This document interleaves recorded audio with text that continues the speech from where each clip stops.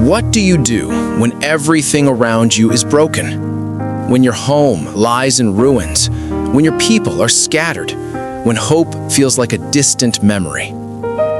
This is the story of a man who faced exactly that and chose to rebuild. Not just walls, but faith, identity, and a future. This is the story of Nehemiah. Nehemiah lived far from home in the powerful Persian Empire. He served as cupbearer to the king, a position of great trust. His job? To taste the king's wine before it was served, ensuring it wasn't poisoned. It was a role of honor, but also one of distance. Because Nehemiah was not Persian, he was a Jew, and his homeland, Jerusalem, lay in ruins.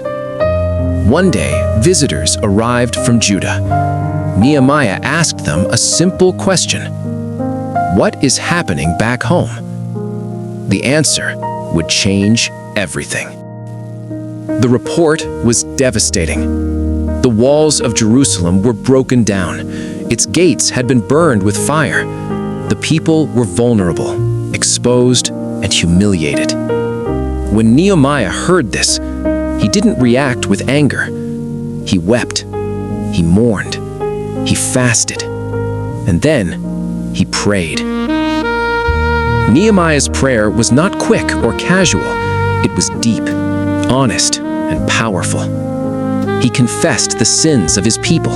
He remembered God's promises, and he asked for favor. Not for comfort, but for courage.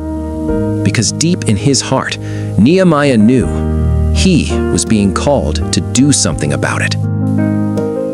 One day, Nehemiah stood before the king with a heavy heart, and the king noticed.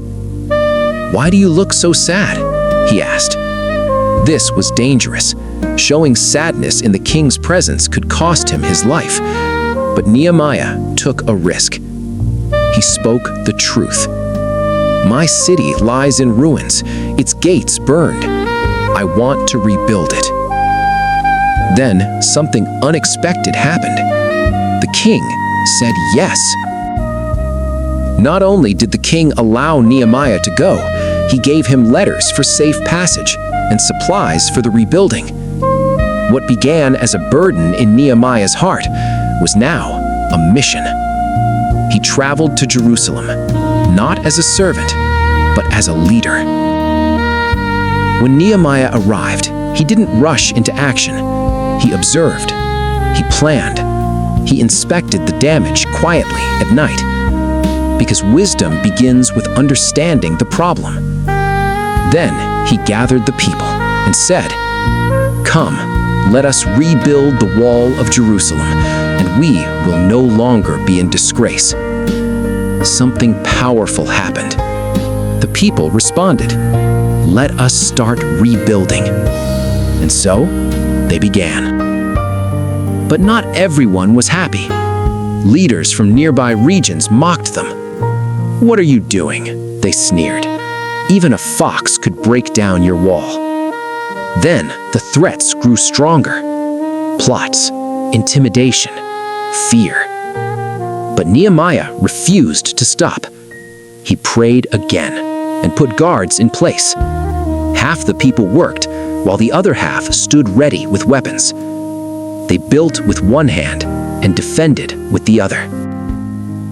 The strength of the mission wasn't just in leadership, it was in unity.